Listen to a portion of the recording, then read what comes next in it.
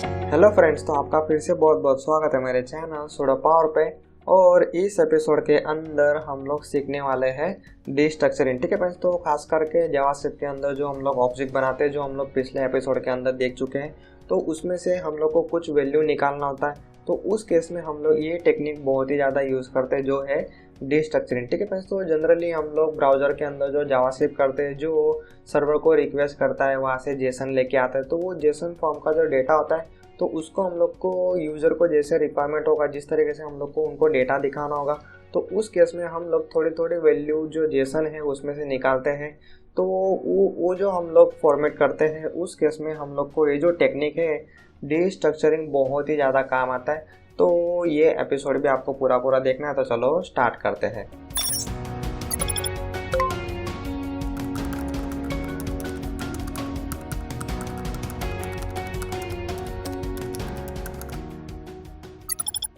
तो सबसे पहले हम लोग देख लेते हैं ऑब्जेक्ट डिस्ट्रक्चरिंग। ठीक है फ्रेंड्स, तो डिस्ट्रक्चरिंग एक्चुअली क्या है, तो आप देख सकते हैं यहाँ पे कुछ इस तरीके से हमारे पास ऑब्जेक्ट है। तो मैंने जैसे बोला कि जावास्क्रिप्ट जनरली हम लोग ब्राउज़र के अंदर जब करते हैं, तो वो हम लोग सर्वर को रिक्वेस्ट करते हैं, सर्वर से जो डेटा आता है वो आता है जेसन फॉर्म में। तो फिलहाल समझो आपका जो ऑब्जेक्ट है ये है जेसन फॉर्म, जो ऑलरेडी फिलहाल ऑब्जेक्ट है। तो ये जो ऑब्जेक्ट है, इसमें से हम लोग को कुछ जो वैल्यू होती है अंदर की वैल्यू, उसको हम लोग को निकालना होता है। जैसे आप देख सकते हैं यहाँ पे ये जो प्रोडक्ट है उसके अंदर नेम और प्राइस, ये की हम लोग को एक स्पेशली वेरिएबल के अंदर स्टोर करना होगा। तो हम लोग कुछ इस तरीके से, ये आप देख सकते हैं यहाँ पे, ये पुरानी टेक्निक आप इसको बोल सकते हो। तो ये आपका ऑब्जेक्ट डॉट करके प्रॉपर्टी, तो इसकी जो भी वैल्यू होगा वो कुछ इस तरीके से वेरिएबल के अंदर स्टोर हो जाएगा। उसी तरीके से प्राइस भी स्टोर हो जाएगा। तो आप देख सकते हो कि यहाँ पे हम लोग को अलग अलग दो लाइन लिखना पड़ रहा है। तो ये अलग अलग हम लोग को नहीं लिखना पड़े, इसीलिए हम लोग उसको एक ही लाइन के अंदर लिख सकते हैं, जहाँ पे आप यहाँ पे कॉन्स लिखो, उसके बाद कर्ली ब्रैकेट ओपन क्लोज, और यहाँ पे आप जो भी प्रॉपर्टी होगा तो उसी नाम का आप यहाँ पे वेरिएबल डिक्लेयर कर सकते हो। तो ये जो ऑब्जेक्ट है, इसके अंदर अगर नेम और प्राइस नाम की जो फील्ड होगी, जो प्रॉपर्टी होगा, तो ये पर्टिकुलर वेरिएबल डिक्लेयर भी हो जाएगा और इसके अंदर स्टोर भी हो जाएगा। ठीक है फ्रेंड्स, तो आप देख सकते हैं यहाँ पे हम लोगों ने अलग अलग लिखा हुआ है, यहाँ पे डॉट करके प्रॉपर्टी अलग से लिखा हुआ है। तो ऐसा अलग अलग ना लिखना पड़े, उसको हम लोग एक ही लाइन के अंदर कुछ इस तरीके से लिख सकते हैं। तो इसको हम लोग बोलते हैं स्पेशली ऑब्जेक्ट डिस्ट्रक्चरिंग। तो अभी आ जाओ VS कोड के अंदर, और अभी हम लोग यहाँ पे प्रैक्टिकल देख लेते हैं प्रोडक्ट। और समझो कि आपका ये सिंपल सा ऑब्जेक्ट है, जिसके अंदर मैंने यहाँ पे फील्ड डिफाइन किया नेम, जिसके अंदर मैं फिलहाल लिख देता हूँ लैपटॉप, उसके बाद उसकी प्राइस कुछ इस तरीके से 4000, और उसके साथ मतलब जितना भी आपका प्रोडक्ट का डेटा होगा वो समझो आपने कुछ इस तरीके से एक ऑब्जेक्ट के अंदर स्टोर किया है। तो इसके अंदर और एक फील्ड में ऐड कर देता हूँ 4GB रैम। अभी हम लोग को क्या करना होता है, तो जैसे आप ही जब भी हम लोग मतलब जब बड़े बड़े सॉफ्टवेयर अभी हम लोग डेवलप करेंगे जावास्क्रिप्ट के अंदर, तो हम लोग को मतलब समझो कि ये जो प्राइस की है वो हम लोग को बहुत जगह यूज़ हो रहा है। जैसे हम लोग फिलहाल इसको मैं क्या करता हूँ, तो प्रोडक्ट डॉट प्राइस मैंने लिखा हुआ है। उसके बाद यहाँ पे नीचे कुछ अलग से कैलकुलेशन है, जिसके अंदर हम लोग डिस्काउंट कैलकुलेट कर रहे हैं। उसके अंदर फिर हम लोग को प्रोडक्ट डॉट प्राइस, उसके बाद यहाँ पे मल्टीप्लाई करके समझो 10% मैंने डिस्काउंट अप्लाई किया। उसके बाद और कोई कुछ नीचे लॉजिक होगा, जैसे यहाँ पे डिस्काउंट डबल या फिर मल्टीपल डिस्काउंट। तो यहाँ पे मैं फिलहाल डबल लिख देता हूँ। तो यहाँ पे कुछ सिचुएशन में हम लोग को डबल डिस्काउंट अप्लाई करना होगा। मतलब आप देख सकते हो कि यहाँ पे 3 जगह पे हम लोग को प्राइस प्राइस प्राइस का जरूर पड़ रहा है, और हर बार हम लोग को प्रोडक्ट डॉट प्राइस।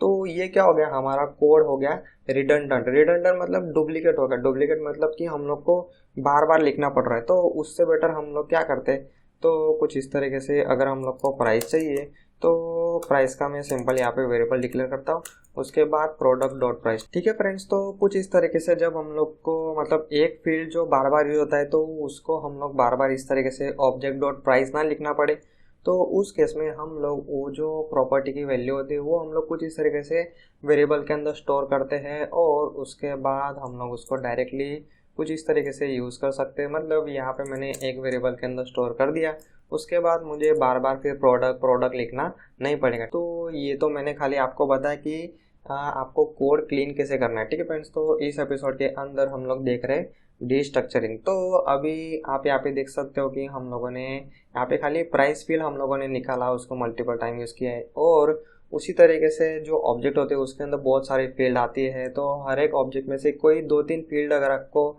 चाहिए तो उस केस में हम लोग खास करके यूज़ कर सकते हैं डीस्ट्रक्चरिंग। ठीक है फ्रेंड्स, तो जो पुरानी टेक्निक था जिसके अंदर मैंने जैसे आपको दिखाया, जैसे अभी ये जो नेम है उसको भी मैं अलग से निकाल सकता हूँ और ये नेम प्रॉपर्टी को मैं मल्टीपल टाइम यूज़ कर सकता हूँ। ठीक है फ्रेंड्स, तो अभी ये हो गया पुराना टेक्निक जिसके अंदर हम लोग को यहाँ पे भी हम लोग को डबल डबल लिखना पड़ रहा है प्रोडक्ट, और यहाँ पे अलग अलग टाइम हम लोग को वेरिएबल डिक्लेयर करना पड़ रहा है। तो ये सब ना करना पड़े तो इसीलिए हम लोग यूज़ करते हैं डीस्ट्रक्चरिंग। ठीक है फ्रेंड्स, तो इसको मैं कर देता हूँ कमेंट, और अभी यहाँ पे एक ही लाइन के अंदर यहाँ पे पहली बात तो आपको करली ब्रैकेट ओपन क्लोज करना है, उसके अंदर आपको डिक्लेयर करना है वेरिएबल। मतलब जो चाहो वो आप वेरिएबल इसके अंदर डिक्लेयर कर सकते हो। मतलब वेरिएबल का नाम मतलब जो आपकी प्रॉपर्टी होगी वही आपको यहाँ पे वेरिएबल का नाम खास करके रखना है, अदरवाइज ये जो टेक्निक है वो काम नहीं करेगा। तो आपका जावास्क्रिप्ट का कोड जब भी एग्जीक्यूट होता है तो इसमें से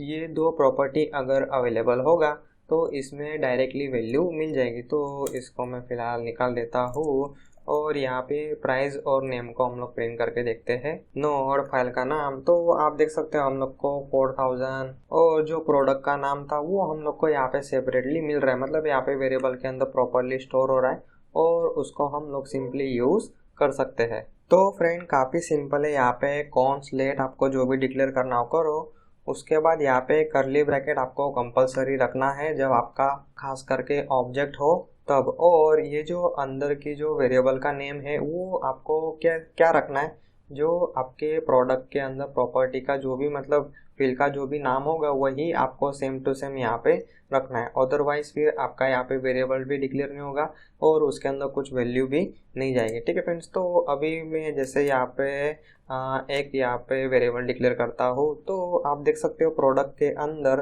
प्रोसेसर नाम की फील्ड ही नहीं है। तो यहाँ पे क्या होता है तो वो हम लोग देखते हैं। तो इसको मैं रन करता हूँ और आप देख सकते हो आउटपुट के अंदर आ रहा है अनडिफाइंड। ठीक है फ्रेंड्स, तो इन शॉर्ट इसके अंदर प्रोसेसर कोई फील्ड ही नहीं है तो उसमें से कुछ वैल्यू इसके अंदर स्टोर ही नहीं होगा, तो ये वेरिएबल के अंदर कुछ भी आपको वैल्यू नहीं मिलेगा। तो इसके अंदर मैं फिलहाल लिखता हूँ रैम, तो हम लोग को जो रैम है उसकी वैल्यू यहाँ पे मिलना चाहिए। तो आप देख सकते हैं यहाँ पे 4 GB मिल गया। उसी तरीके से ये जो प्रॉपर्टी जो है उसको हम लोग आगे पीछे लिख सकते हैं, ऐसा कोई यहाँ पे फिक्स नहीं कि आपको मतलब यहाँ पे नेम पहले लिखा है तो यहाँ पे नेम पहले आपको लिखना है, प्राइस फिर प्राइस, ऐसा कुछ भी नहीं, कुछ भी ऑर्डर में आप यहाँ पे लिख सकते हो।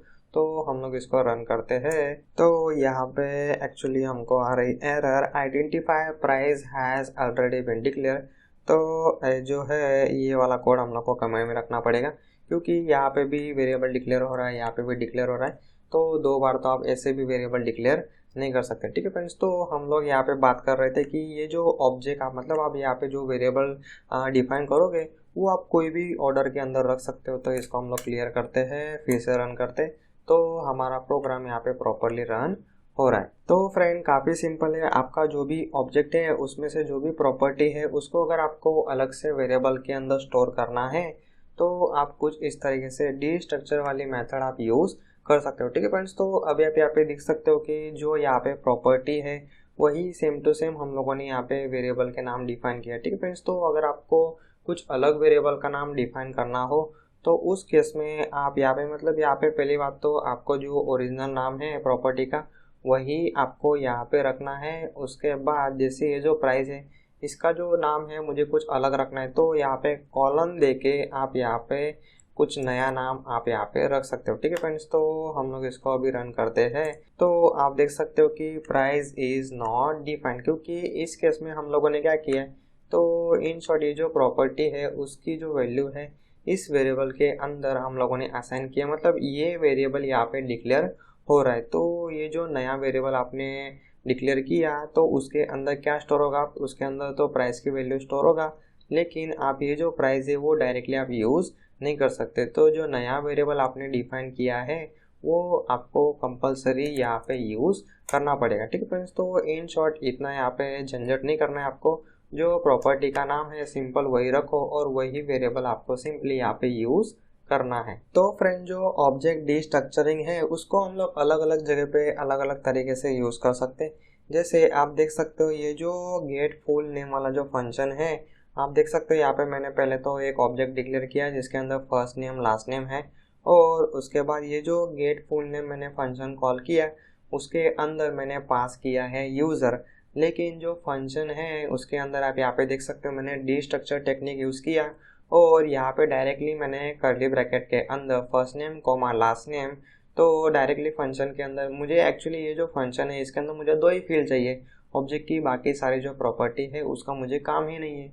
तो सिंपल मैंने यहाँ पे डी स्ट्रक्चर का यूज़ किया और यहाँ पे first name last name declare किया, और वो यहाँ से रिटर्न करके मैंने full name in short return कर दिया। तो अभी उसी का हम लोग यहाँ पे प्रैक्टिकल देख लेते हैं। यहाँ पे मैं पहले यूज़र मैंने डिफाइन कर दिया, यहाँ पे हम लोग उसके अंदर प्रॉपर्टी ऐड कर देते हैं फर्स्ट नेम, उसके बाद यहाँ पे लास्ट नेम, इसके अंदर मैं लिख देता हूँ पावर, के बाद यूज़र का एड्रेस, इसके अंदर 404 HTTP नॉट फाउंड। ठीक है फ्रेंड्स, तो अभी हम लोग क्या करते हैं, तो यहाँ पे मैं एक फंक्शन बनाता हूँ और उसका मैं नाम लिख देता हूँ गेट फुल नेम, और इसके अंदर मैं फ़िलहाल जो ऑल टेक्निक है मतलब जो आपको यूज़ नहीं करना है तो वो टेक्निक मैं पहले आपको बताता हूँ, उसके बाद आपको प्रॉपरली आइडिया आएगा। तो इसके अंदर से हम लोग को रिटर्न करना था फुल नेम, तो इसके अंदर जो स्ट्रिंग इंटरपोलेशन वाला जो टेक्निक है वो फिलहाल मैं इसके अंदर यूज़ कर रहा हूँ फर्स्ट नेम स्पेस, उसके बाद इसी को मैं कर लेता हूँ कॉपी, और यहाँ पे आ जाएगा लास्ट नेम, और इसको हम लोग यहाँ पे console डॉट लॉग इसके अंदर कॉल करते हैं फंक्शन, और इसके अंदर मैं पास करता हूँ हमारा यूज़र ऑब्जेक्ट, और इसको हम लोग रन करते हैं। तो सिंपल यहाँ पे आपको फुल नेम मिल रहा है, लेकिन इसके अंदर आप देख सकते हो कि यहाँ पे फिर से ऑब्जेक्ट डॉट ये हमारा हो गया कोड रिडंडेंट, मतलब आपका कोड हो गया डुप्लीकेट। ठीक है फ्रेंड्स, तो इसको हम लोग दूर कर सकते हैं यूजिंग डिस्ट्रक्चर टेक्निक। तो इसके अंदर मैंने यूज़र यूज़ किया और मैं यहाँ पे एक्चुअली डिफाइन कर रहा हूँ फिलहाल first name comma last name. ठीक है फ्रेंड्स, तो यहाँ पे हमारा ये निकल जाएगा, यूज़र डॉट यहाँ से भी निकल जाएगा, और इसको हम लोग रन करते हैं तो भी हमारा कोड प्रॉपरली रन हो रहा है। लेकिन अभी आप यहाँ पे देख सकते हो कि यहाँ पे फिर से डबल बार हो रहा है, यूज़र यहाँ पे भी लिखा है, यहाँ पे भी हम लोगों ने लिखा है। तो उससे बेटर डायरेक्टली जो डी स्ट्रक्चर है वो हम लोग फंक्शन के पैरामीटर के अंदर ही यहाँ पे कर सकते हैं, और कुछ इस तरीके से आपका जो कोड है वो एकदम स्मॉल स्वीट और सिंपल बन जाएगा। और इसको हम लोग रन करते हैं तो आपका आउटपुट आ गया। तो कुछ इस तरीके से जो डी स्ट्रक्चर वाली टेक्निक है वो हम लोग हमारे कोड के अंदर प्रोजेक्ट के अंदर बहुत ही जगह पे हम लोग अलग अलग तरीके से उसको यूज़ करते हैं। ठीक है फ्रेंड्स, तो फिलहाल आपको क्या करना है, तो आपको वीडियो यहाँ पर ही पॉज करना है, और मैंने अभी जो भी आपको टेक्निक सिखाया है डी स्ट्रक्चर वाला ऑब्जेक्ट डी स्ट्रक्चरिंग उसकी आपको कर लेना है प्रैक्टिस। उसके बाद जो वीडियो का नेक्स्ट सेशन है वो आपको स्टार्ट करना है। ठीक है फ्रेंड्स, तो मैं इसलिए बोल रहा हूँ क्योंकि आगे जो अभी मैं आपको सिखाने वाला हूँ वो थोड़ा हार्ड होगा, वो आपको समझने में थोड़ा कॉम्प्लेक्सिटी लगेगा, इसलिए जो बेसिक्स है उसकी आपको पहले कर लेना है प्रैक्टिस। उसके बाद जो बाकी का पार्ट है वीडियो का वो आपको देखना है और उसके बाद उसकी प्रैक्टिस करना है। तो फ्रेंड नेक्स्ट टॉपिक है object D structuring and rest property. तो इसके अंदर हम लोग यूज़ करने वाले हैं स्प्रेड ऑपरेटर। तो आप यहाँ पे देख सकते हो मैंने नेम डिफाइन किया है, प्राइस यहाँ पे डिफाइन किया है। तो ये जो प्रोडक्ट है उसके अंदर की जो नेम फील्ड है, जो प्राइस है, वो कुछ इस तरीके से वेरिएबल के अंदर स्टोर हो जाएगा। उसके बाद जो बाकी बची जो प्रॉपर्टी है उसके देखो मैंने यहाँ पे क्या किया, एक वेरिएबल मैंने अलग से वेरिएबल डिफाइन किया जो यहाँ पे एक्चुअली है ही नहीं, लेकिन उसके आगे मैंने यहाँ पे डॉट डॉट डॉट लिखा हुआ है, मतलब वो हो गया आपका स्प्रेड ऑपरेटर जिसको आप रेस्ट भी बोल सकते हो। तो आपके बाकी बची जो प्रॉपर्टी है प्रोसेसर और ये सोल्ड आउट, तो वो किसके अंदर स्टोर हो जाएगा, इस एक्स्ट्रा वेरिएबल के अंदर जिसको आप बोल सकते हो रेस्ट वेरिएबल। तो अभी आ जाओ फिर से VS कोड के अंदर, और फिलहाल तो इसके अंदर और एक प्रॉपर्टी में ऐड कर देता हूँ, और इसको हम लोग यहाँ पे वेरिएबल हम लोग फिलहाल डिफाइन करते हैं, मतलब डी स्ट्रक्चर का यूज़ करके। इसके अंदर मैं फर्स्ट नेम यहाँ पे ले लेता हूँ, और उसके बाद यहाँ पे मैं ले लेता हूँ एड्रेस। मुझे फर्स्ट नेम और एड्रेस चाहिए, और बाकी बची जो प्रॉपर्टी है वो मुझे अदर्स वेरिएबल के अंदर इंस्टॉल स्टोर करना है, और इक्वल टू करके जो भी आपका ऑब्जेक्ट होगा वो आप यहाँ पे लिख सकते हो console.log। इसके अंदर हम लोग प्रिंट करते हैं फर्स्ट नेम कोमा उसके बाद एड्रेस और उसके बाद जो अदर वेरिएबल है वो। और अभी हम लोग इसको रन करते हैं। तो फ्रेंड अभी आप यहाँ पे देख सकते हो, यहाँ पे हम लोग को फर्स्ट नेम मिला, उसके बाद यहाँ पे जो एड्रेस था वो भी यहाँ पे सेपरेटली हम लोग को मिल गया। तो 2 फील्ड तो हम लोगों ने यहाँ पे बाहर निकाल लिया। तो बाकी बची कौन सी फील्ड, लास्ट नेम और मोबाइल नंबर। ठीक है फ्रेंड्स, तो वो एज एक ऑब्जेक्ट के अंदर स्टोर हो जाएगा। मतलब ये जो वेरिएबल है वो एज अ ऑब्जेक्ट बनेगा। क्योंकि यहाँ पे है मल्टीपल फील्ड, मतलब लास्ट नेम और मोबाइल नंबर, तो मतलब एक से ज़्यादा फील्ड हो गया तो ये बन जाएगा आपका ऑब्जेक्ट। तो जो भी बाकी बची जो फील्ड है वो कुछ इस तरीके से आप एक्स्ट्रा जो वेरिएबल है उसके अंदर आप स्टोर कर सकते हो। इस केस में आपको यूज़ करना पड़ेगा रेस ऑपरेटर। ठीक है फ्रेंड्स, तो कई कबार हम लोग को क्या करना पड़ता है, तो ऑब्जेक्ट जब हम लोग कॉपी करते हैं तो समझो मुझे अभी ऑब्जेक्ट बनाना है कौन, जिसके अंदर मैं अभी बना रहा हूँ कि यूज़र फिल्टर करके मैं एक ऑब्जेक्ट बना रहा हूँ, और इसके अंदर मुझे खाली जो यूज़र की फर्स्ट नेम लास्ट नेम और मोबाइल नंबर ये 3 ही प्रॉपर्टी मुझे चाहिए। ठीक है फ्रेंड्स, तो इसके अंदर एक्चुअली जो स्प्रेड ऑपरेटर है और यूज़र अगर आप यहाँ पे लिखोगे तो भी आपका जो यूज़र है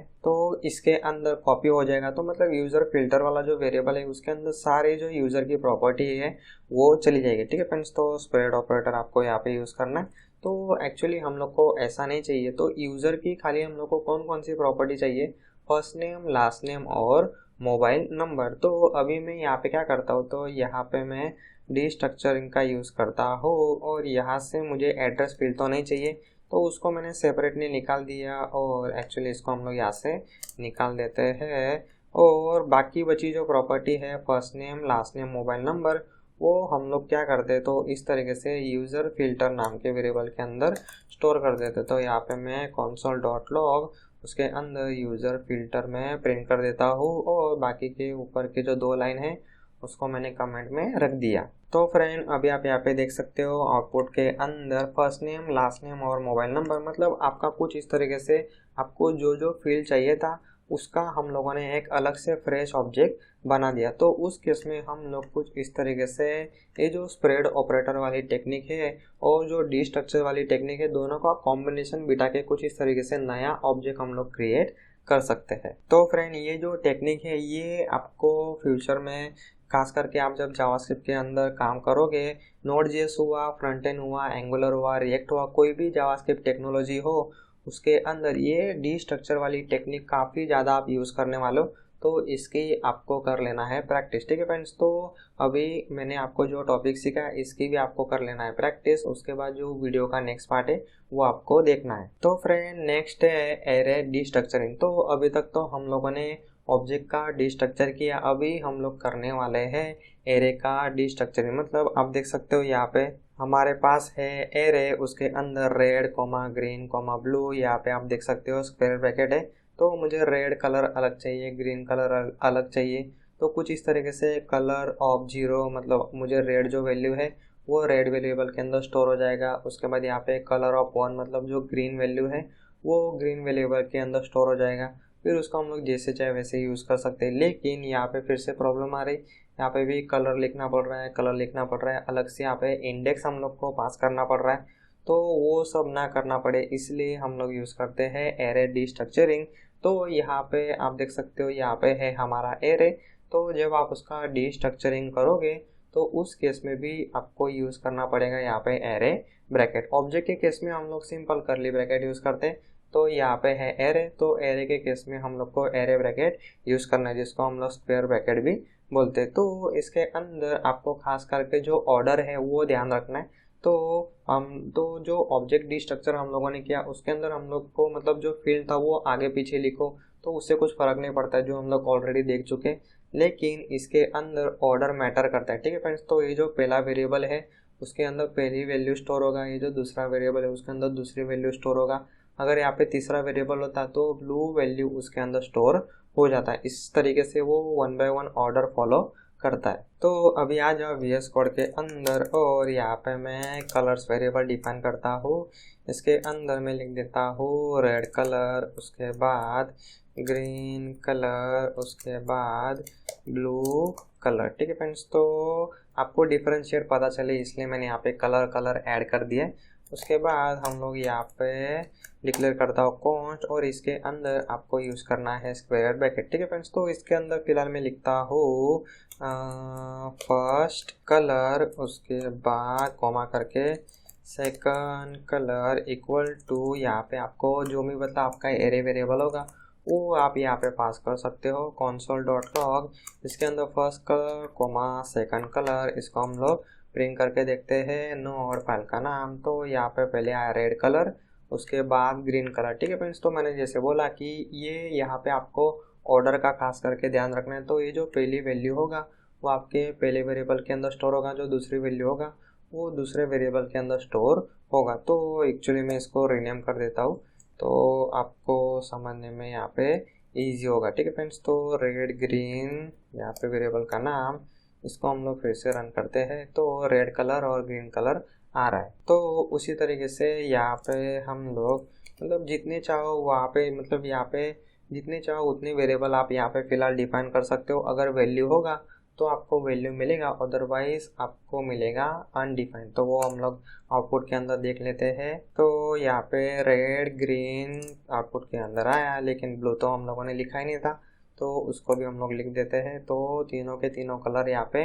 आउटपुट के अंदर हम लोग को मिल रहा है। तो यहाँ पे आप जो वेरिएबल का नाम है वो आप जो चाहो वो रख सकते हो, आपको कोई भी प्रॉब्लम नहीं आएगा, क्योंकि यहाँ पे वेरिएबल का नाम उसको मैटर ही नहीं करता है। मैंने जैसे बोला उसको मैटर क्या करता है, ऑर्डर। तो ये जो फर्स्ट वैल्यू है फर्स्ट वेरिएबल के अंदर स्टोर होगा, सेकंड वैल्यू है वो सेकंड वेरिएबल के अंदर, थर्ड वैल्यू है वो थर्ड वेरिएबल के अंदर। उसी तरीके से मैं यहाँ पे लिख देता हूँ टी। तो टी के अंदर क्या स्टोर होता है वो हम लोग देखते हैं। यहाँ पे मैं प्रिंट कर देता हूँ टी। तो यहाँ पे मैंने जी रख दिया, इसलिए यहाँ पे console.log के अंदर भी जी लिखा है और हम लोग इसको रन करते हैं तो red green blue properly print हो रहा है। उसके बाद टी के अंदर यहाँ पे कुछ वैल्यू है ही नहीं, तो टी के अंदर कुछ भी स्टोर होगा ही नहीं, तो इसीलिए हम लोग को इसके अंदर भी मिलेगा अनडिफाइंड। जैसे ऑब्जेक्ट के अंदर था वैसे ही यहाँ पे भी है। तो कुछ इस तरीके से जब आप एरे डिस्ट्रक्चरिंग करोगे तो उस केस में खास करके आपको स्क्वायर ब्रैकेट का यूज़ करना है। तो नेक्स्ट टॉपिक अभी हम लोग देखते हैं एरे डिस्ट्रक्चर के अंदर ही। तो इसके अंदर भी हम लोग जो ट्रेस ऑपरेटर था जिसको हम लोग स्प्रेड ऑपरेटर भी बोलते हैं, तो वो आप यहाँ पे यूज़ कर सकते हो। तो यहाँ पे रेड के अंदर फर्स्ट वैल्यू स्टोर होगा, ग्रीन वेरिएबल के अंदर सेकंड वैल्यू स्टोर होगा, उसके बाद जो बाकी बची जो वैल्यू है वो इस वेरिएबल के अंदर स्टोर होगा। लेकिन वो कैसे स्टोर होगा, तो एरे फॉर्म में। ठीक है फ्रेंड्स, तो ये याद रखना क्योंकि अभी हम लोग एरे के साथ खेल रहे हैं, तो इसीलिए इसके अंदर एरे फॉर्म में स्टोर होगा। ऑब्जेक्ट के केस में उसके अंदर ऑब्जेक्ट स्टोर होगा, तो एरे के केस में स्टोर होगा एरे। तो अभी आ जाओ फिर से VS कोड के अंदर और यहाँ पे मैं फिलहाल खाली रेड वेरिएबल डिफाइन करता हूँ, उसके बाद स्प्रेड ऑपरेटर और यहाँ पे डायरेक्टली डॉट डॉट डॉट आपका स्प्रेड ऑपरेटर और वेरिएबल का नाम आप यहाँ पे कुछ भी लिख सकते हो। यहाँ पे मैं ऑर्डर्स को प्रिंट करके हम लोग देखते हैं तो आप देख सकते हो यहाँ पे रेड कलर प्रिंट हुआ। उसके बाद बाकी बची जो वैल्यू है वो कुछ इस तरीके से एरे के अंदर आपको मिल जाएगी। तो जैसे हम लोगों ने ऑब्जेक्ट के अंदर एग्जांपल देखा जहाँ पे हम लोग ऑब्जेक्ट को अलग से कॉपी कर सकते हैं, तो वही टेक्निक आप सिंपली यहाँ पे भी यूज़ कर सकते हो। जैसे ये जो ऑर्डर वेरिएबल है उसके अंदर मुझे रेड को छोड़ के जो बाकी कलर है ग्रीन ब्लू और बाकी के जितने भी आपने एलिमेंट ऐड किए होंगे तो उसका आपको अलग से एरे का कॉपी चाहिए, तो उस केस में भी आप ये स्प्रेड ऑपरेटर और डिस्ट्रक्चरिंग वाला सिंटेक्स यूज़ कर सकते हो। और फ्रेंड इसके अंदर और एक टेक्निक है जो मैं आपको दिखाना चाहता हूँ। जैसे मुझे कंपलसरी रेड और ब्लू कलर ही मुझे चाहिए, तो रेड का है मतलब फर्स्ट पोजीशन पे है रेड और थर्ड पे है ब्लू, तो ये जो बीच वाला है ग्रीन कलर वो मुझे एक्चुअली नहीं चाहिए। लेकिन अभी तक जो हम लोगों ने सिंटेक्स देखा जिसके अंदर मैंने जैसे बोला कि आपको कंपलसरी फॉलो करना पड़ता है ऑर्डर, तो ये ग्रीन को मैं स्किप कैसे करूँ, तो सिंपल यहाँ से आपको ये जो ग्रीन है उसको निकाल देना है, इसको ऐसे खाली छोड़ दो और यहाँ पे मैं लिख सकता हूँ ब्लू। तो आउटपुट के अंदर हम लोग को खाली मिलेगा रेड कलर और ब्लू कलर। ठीक है फ्रेंड्स, तो कुछ इस तरीके से एरे के केस में आपको अगर कोई वैल्यू स्किप करना हो तो यहाँ पे कॉमा देके यहाँ पे बीच में खाली वैल्यू छोड़ दो, तो ये जो ग्रीन कलर वाला जो स्टेप है वो सिंपली वो स्किप कर देगा और आगे की जो वैल्यू है ब्लू कलर, वो आपका ये जो थर्ड वेरिएबल है, थर्ड ऑर्डर वाला वेरिएबल आप बोल सकते हो, उसके अंदर ये थर्ड जो पोजीशन वाला जो वैल्यू है वो इसके अंदर स्टोर हो जाएगा और उसको आप सिंपली यूज़ कर सकते हो। तो फ्रेंड अभी आपको फिर से यहाँ पे वीडियो पॉज करना है और इसकी आपको थोड़ी प्रैक्टिस कर लेना है, उसके बाद नेक्स्ट पार्ट आपको स्टार्ट करना है। तो फ्रेंड नेक्स्ट टॉपिक है डिस्ट्रक्चरिंग विद डिफ़ॉल्ट वैल्यू। ठीक है फ्रेंड्स, तो अभी आप यहाँ पे देख सकते हो एरे के अंदर हम लोगों ने कुछ इस तरीके से डिस्ट्रक्चर किया जहाँ पे वो ऑर्डर मेंटेन करता है। तो ये एरे के अंदर तो एक ही वैल्यू है, तो ये जो फर्स्ट वेरिएबल है उसके अंदर रेड स्टोर हो जाएगा, लेकिन यहाँ पे दूसरी वैल्यू हम लोगों ने पास नहीं किया। तो उस केस में आप कुछ इस तरीके से जो वेरिएबल है उसकी आप डिफ़ॉल्ट वैल्यू आप यहाँ पे रख सकते हो। उसी तरीके से यही कॉन्सेप्ट हम लोग ऑब्जेक्ट के अंदर भी यूज़ कर सकते हैं। तो अभी आ जाओ VS कोड के अंदर और अभी हम लोग यहाँ पे फिर से हम लोग मतलब प्रैक्टिकल देख लेते हैं। तो सबसे पहले जो ऑब्जेक्ट डिस्ट्रक्चरिंग और डिफ़ॉल्ट वैल्यू जो वाला कॉन्सेप्ट है वो हम लोग पहले इन शॉर्ट ऑब्जेक्ट के साथ हम लोग देख लेते हैं। तो ऑब्जेक्ट का यहाँ पे मतलब प्रोडक्ट का नाम तो मैं यहाँ पे लिख देता हूँ लैपटॉप कोमा यहाँ पे प्राइस की वैल्यू में रख देता हूँ 4000।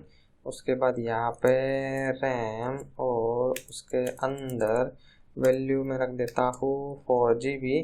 और अभी हम लोग इसको डिस्ट्रक्चर करते हैं, तो मैं यहाँ पे लिख देता हूँ नेम कोमा प्राइस। तो इन शॉर्ट अभी फ़िलहाल हमारे पास नेम है, प्राइस है, तो वो हम लोग को आउटपुट के अंदर सिंपली मिल जाएगा। तो यहाँ पे नेम और प्राइस हम लोग यहाँ पे प्रिंट करके देख लेते हैं।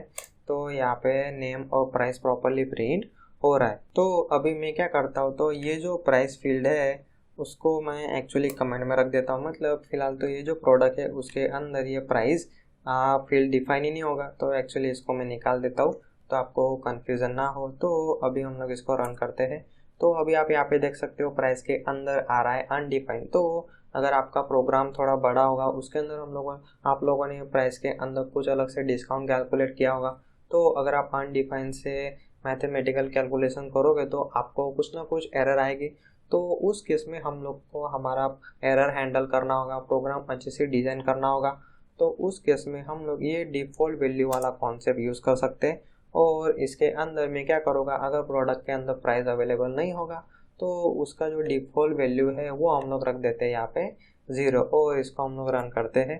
तो आप देख सकते हो प्राइस के अंदर यहाँ पे मिलेगा 0। और अगर प्रोडक्ट के अंदर यहाँ पे प्राइस होगा तो वहाँ पे हम लोग का भी प्राइस के अंदर मिलना चाहिए वैल्यू 4000। तो इसको हम लोग फिर से रन करते हैं।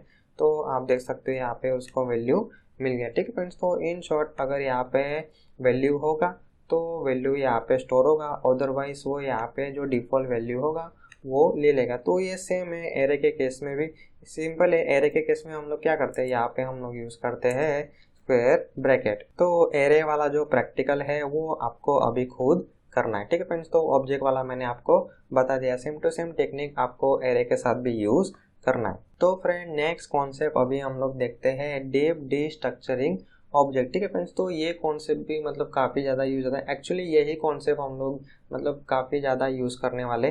तो समझ लो आपका जो ऑब्जेक्ट है वो काफ़ी कॉम्प्लेक्स होगा। जैसे आप देख सकते हो यहाँ पे यूज़र के अंदर first name, last name, phone number, और यूज़र ने जो प्रोडक्ट ऑर्डर किया है उसका अलग से यहाँ पे एक की है। मतलब ऑब्जेक्ट के अंदर आप बोल सकते हो ऑब्जेक्ट। ठीक है फ्रेंड्स, तो इसके अंदर फिर से आप ऑब्जेक्ट डिफाइन कर सकते हो और उसके अंदर उसकी अलग से फील्ड यहाँ पे है।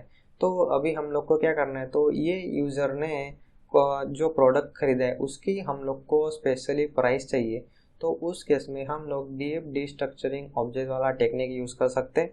तो इसका हम लोग प्रैक्टिकल देखते हैं तो आपको और ज़्यादा आइडिया आएगा। तो फ्रेंड सबसे पहले हम लोग यहाँ पे यूज़र का ऑब्जेक्ट डिफाइन कर देते हैं।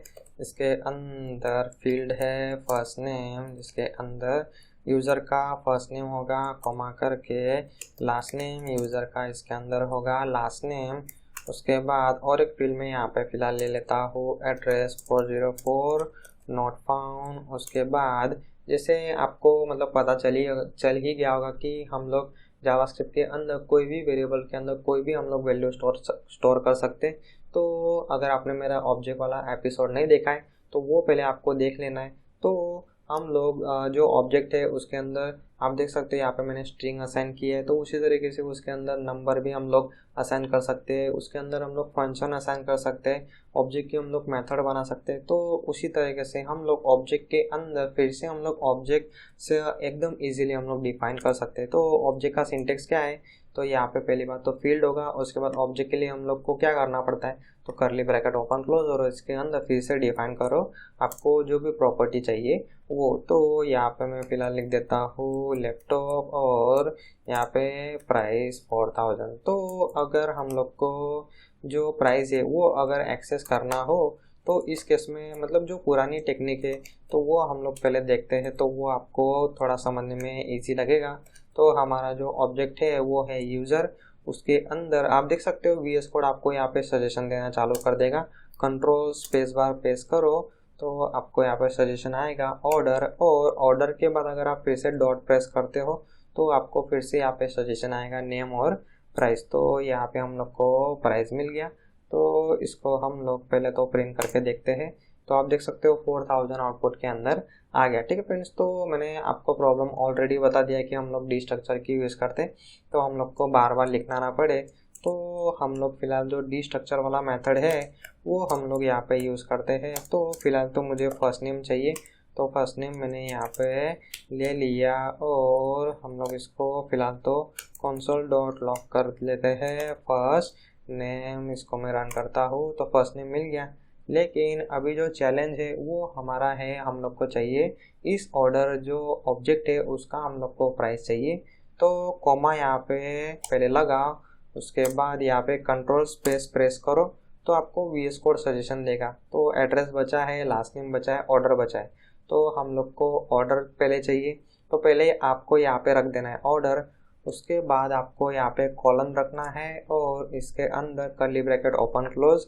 उसके बाद यहाँ पे फिर से कंट्रोल स्पेस बार आप प्रेस करोगे तो आपको सजेशन यहाँ पे आने चालू हो जाएंगे और इसके अंदर से हम लोग को चाहिए प्राइस। तो कुछ इस तरीके से हम लोग जो ऑब्जेक्ट डीप ऑब्जेक्ट जो होता है, मतलब ऑब्जेक्ट के अंदर ऑब्जेक्ट, ऑब्जेक्ट के अंदर ऑब्जेक्ट, तो जितना डीप में ऑब्जेक्ट होगा उतना डीप आपको यहाँ पे कर्ली ब्रैकेट ओपन करके जाना पड़ेगा। तो फिलहाल तो हमारा एक ही लेवल पे जा रहे हैं हम लोग, या फर्स्ट लेवल हो गया या सेकंड लेवल हो गया। ठीक है फ्रेंड्स, तो यहाँ पे आपका जो भी इनर ऑब्जेक्ट होगा ऑर्डर वो पहले आपको यहाँ पे रखना है कॉलन, उसके बाद यहाँ पे कर्ली ब्रैकेट ओपन क्लोज करके जो भी आपको मतलब जो भी प्रॉपर्टी चाहिए वो वेरिएबल का नाम यहाँ पे रख दो और हम लोग यहाँ पे कॉमा करके प्राइस। ठीक है फ्रेंड्स, तो ये जो टेक्निक है ये आपको एक्चुअली देखने में अभी कॉम्प्लेक्स लग रहा होगा।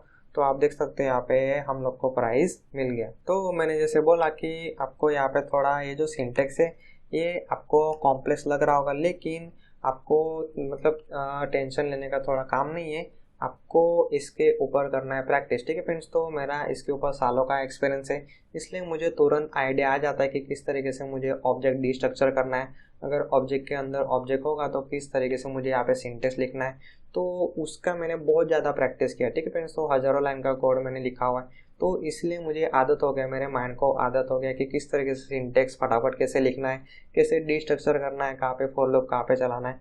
तो वो सब कैसे आप ग्रैब कर सकते हो, कैसे आप सीख सकते हो, तो सिंपल है, आपको करना पड़ेगा प्रैक्टिस। ठीक है फ्रेंड्स, तो आप जितना ज़्यादा प्रैक्टिस करोगे उतना ही ज़्यादा आपको आइडिया आएगा कि किस तरीके से ये सब चीज़ें काम करती। तो कई केस में क्या होता है, तो जैसे ये जो ऑब्जेक्ट है अभी यूज़र तो एक ही प्रोडक्ट खरीदता नहीं, उसने अगर मल्टीपल प्रोडक्ट खरीदे हैं तो इस केस में यहाँ पे आएगा आपका एरे। तो उसने लैपटॉप खरीदा है, उसी तरीके से कंट्रोल सी यहाँ पे कॉमा लगाता हूँ मैं, दूसरा प्रोडक्ट यहाँ पे आ गया, इसका मैं यहाँ पे फिलहाल नाम रख देता हूँ मोबाइल, उसका प्राइस मैं यहाँ पे रख देता हूँ 2000। ठीक है फ्रेंड्स, तो अभी हम लोग को ये जो फर्स्ट प्रोडक्ट है, एक्चुअली ये जो सेकंड प्रोडक्ट है उसका प्राइस हम लोग को चाहिए। तो उस केस में आप यहाँ पे क्या करोगे, तो सबसे पहले तो इसको हम लोग निकाल देते हैं क्योंकि अभी हमारा जो ऑर्डर है वो एरे फॉर्म में आएगा।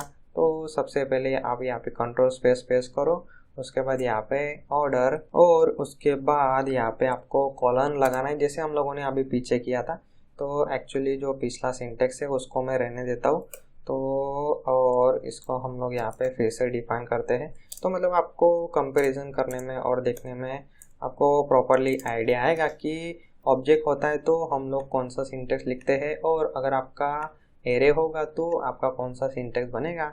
तो यहाँ पे कॉमा करके पहले बात तो ऑर्डर कॉलन, तो अभी सिंपल आप देख सकते हो ऑर्डर जो है वो आपका है एरे, तो इसलिए आपको यहाँ पे एरे लगाना है। और अभी मैं इसके अंदर एरे के अंदर आप देख सकते हो यहाँ पे सजेशन के अंदर हम लोग को कुछ भी नहीं आ रहा है, तो ये तो मतलब एक्स्ट्रा थिंग्स है खाली। तो इसके अंदर हम लोग को फर्स्ट यहाँ पे ऑब्जेक्ट है, सेकंड यहाँ पे ऑब्जेक्ट है, तो वो है आपका एरे। ठीक है फ्रेंड्स, तो ये एरे के अंदर यहाँ पे हम लोग को जैसे मैं आपको दिखाऊँ इसके अंदर ऑर्डर 1 कोमा ऑर्डर 2। ठीक है फ्रेंड्स, तो क्योंकि अगर आप इसको एज अ एरे कंसिडर करोगे और एरे को हम लोग जब डिस्ट्रक्चर करते हैं तो कुछ इस तरीके से सिंटेक्स हम लोग यूज़ करते हैं, तो वही सिंटेक्स मैंने यहाँ पे यूज़ किया है। तो ऑर्डर 1 को हम लोग प्रिंट करते हैं, ऑर्डर 2 को हम लोग प्रिंट करके देखते हैं तो आपको आइडिया आएगा। तो आप देख सकते हो ऑर्डर 1 के अंदर सेपरेटली ऑर्डर पूरा स्टोर हुआ, ऑब्जेक्ट जो पूरा ऑब्जेक्ट फॉर्म में है, उसके बाद ऑर्डर 2। तो अभी हम लोग को क्या करना है, तो ये जो ऑर्डर 1 है उसकी प्राइस फिलहाल हम लोग को चाहिए। तो मैं क्या करता हूँ, तो यहाँ पे डायरेक्टली ऑब्जेक्ट लिखता हूँ और इसके अंदर आप देख सकते हो सजेशन के अंदर अभी मुझे आना चालू हो गया। ठीक है फ्रेंड्स, तो प्राइस यहाँ पे डिफाइन हो गया और यहाँ पे फिलहाल मैं इसको निकाल देता हूँ और प्राइस लिखता हूँ। तो मुझे ये जो फर्स्ट प्रोडक्ट है उसका प्राइस मुझे यहाँ पे मिलना चाहिए। ठीक है फ्रेंड्स, तो 4000 मिल गया, यहाँ पे भी है 4000। अगर हम लोग को ये जो ऑर्डर 2 है उसका अगर प्राइस चाहिए तो फिलहाल तो मैं इसको निकाल देता हूँ। तो मैंने जैसे बोला कि अगर आपको ऑर्डर स्किप करना होगा तो आपको जगह खाली छोड़ देना है, उसके बाद दूसरे पे जाओ और यहाँ पे सिंपल लिखो प्राइस। तो दूसरा प्रोडक्ट का प्राइस हम लोग को यहाँ पे मिलना चाहिए जो है 2000। आप देख सकते हो 2000, आउटपुट के अंदर भी हम लोग को मिल रहा है 2000। तो फ्रेंड कुछ इस तरीके से आप डीप डिस्ट्रक्चरिंग कर सकते हो। तो आप देख सकते हो कि मैंने मतलब कैसे मैं एकदम स्टेप बाय स्टेप गया। पहले मैंने यहाँ पे ऑर्डर डिफाइन किया, उसके बाद कॉलन के बाद जैसे यहाँ पे एरे था तो एरे ब्रैकेट लगाया, ऑब्जेक्ट था तो मैंने ऑब्जेक्ट यहाँ पे मतलब कर्ली ब्रैकेट लगाया था। मतलब ऐसे स्टेप बाय स्टेप जैसे मैं जा रहा हूँ वैसे आपको जाना है और उसकी स्टेप बाय स्टेप आपको प्रैक्टिस करना है। ठीक है फ्रेंड्स, तो बहुत से जो लोग हैं मेरे जो टोटल मैंने स्टार्ट किया एकदम स्टार्टिंग से, फ्रेश जो कोडर है जो फर्स्ट टाइम कोडिंग सीख रहे हैं उनके लिए मैंने स्टार्ट किया है। तो जो फर्स्ट टाइम है उनके लिए मैं खास करके बोल रहा हूँ। तो आपको भी ऐसे स्टेप बाय स्टेप जाना है तो ही आपको आइडिया आएगा कि किस तरीके से कोड और ये जो डिस्ट्रक्चरिंग है ऑब्जेक्ट जावास्क्रिप्ट के अंदर ये सब कैसे काम करता है। ठीक है फ्रेंड्स, तो मैंने जैसे स्टेप बाय स्टेप किया, ऑर्डर 1 डिफाइन किया, ऑर्डर 2 डिफाइन किया, कर्ली ब्रैकेट यहाँ पे स्क्वायर ब्रैकेट लगाया, उसको मैंने पहले प्रिंट किया ऑर्डर 1 ऑर्डर 2, उसके बाद फर्स्ट को डिस्ट्रक्चर किया, उसके बाद सेकंड को डिस्ट्रक्चर किया। तो मतलब ऐसे हम लोग स्टेप बाय स्टेप जाएंगे तो आपको प्रॉपरली आइडिया आएगा। ठीक है फ्रेंड्स, तो एक बार आपने इसकी प्रैक्टिस कर ली उसके बाद आप डायरेक्टली मतलब बिना सोचे आप यहाँ पे कॉमा यहाँ पे छोड़ के दूसरा प्रोडक्ट यहाँ पे प्राइस डिस्ट्रक्चर इस तरीके से फटाफट आप कर सकते हो। ठीक है फ्रेंड्स, तो कुछ इस तरीके से हम लोग जावास्क्रिप्ट के अंदर ऑब्जेक्ट डिफाइन करके उसको अलग अलग तरीके से डिस्ट्रक्चर कर सकते हैं।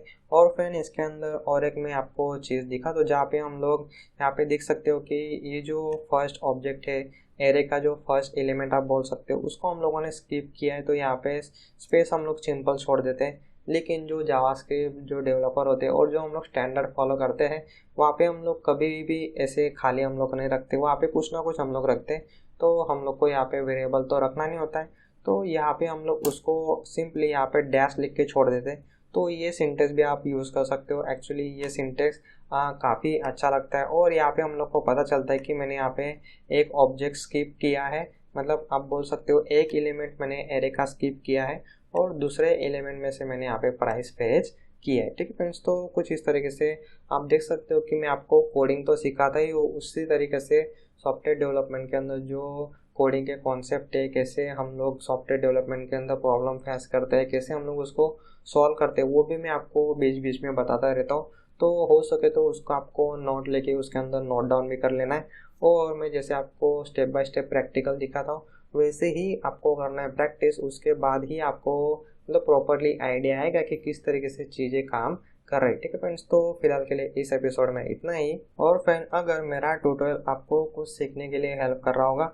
तो ये दूसरों को भी हेल्प करेगा। तो आपके फ्रेंड फैमिली के अंदर जिसको भी स्टार्टिंग से कोड सीखना है, तो आप देख सकते हो कि मैंने एकदम स्टार्टिंग से एपिसोड 1 से मैंने स्टार्ट किया HTML, फिर उसके बाद मैंने CSS के ट्यूटोरियल बनाए, उसके बाद वेबसाइट डिज़ाइनिंग, उसके बाद बूटस्ट्रैप CSS, फिर टेलवाइन CSS। मतलब यहाँ पे आप प्रॉपरली वेब डिज़ाइनर बन जाओगे। उसके बाद इमेज एडिटिंग, उसके बाद सॉफ्टवेयर डेवलपमेंट के अंदर जो हम लोग कोड मैनेज करते हैं गिट और गिटहब, इसकी मैंने ट्यूटोरियल बना के रखा है। उसके बाद पाइथन, मतलब स्टार्टिंग से अगर आपको प्रोग्रामिंग सीखना है तो आप पाइथन से स्टार्ट कर सकते हो। उसके बाद जावास्क्रिप्ट का ट्यूटोरियल, मतलब कोई भी मेरे जो चैनल है यहाँ पे आके आप कोडिंग सीख सकते हो और आपका जो फ्यूचर है वो आप सॉफ्टवेयर डेवलपमेंट के अंदर आगे बढ़ा सकते हो। ठीक है फ्रेंड्स, तो सारे जो ट्यूटोरियल है वो मेरे यूट्यूब चैनल के अंदर फ्रीली अवेलेबल है।